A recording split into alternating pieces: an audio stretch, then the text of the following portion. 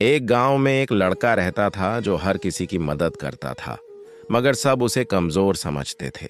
एक रात जंगल में एक रोशनी चमकी। एक खूबसूरत परी जादुई बंदिशों में फंसी थी। एक भयानक साया उस पर हमला कर रहा था। लड़के ने डर के बावजूद एक लकड़ी उठाई और बहादुरी से उस साए पर झपटा। रोशनी फैल गई, साया गायब हो गया और परी आजाद हो गई। परी ने कहा, तुमने अपनी जान जोखिम में डालकर मेरी रक्षा की, मैं तुम्हें एक तोहफा देती हूँ।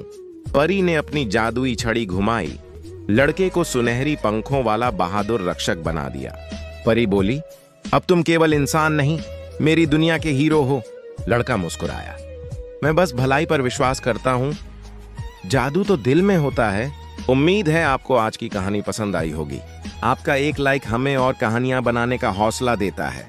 चैनल सब्सक्राइब करें, बेल आइकन दबाएं और अपनी पसंदीदा कहानियां दोस्तों तक पहुंचाएं।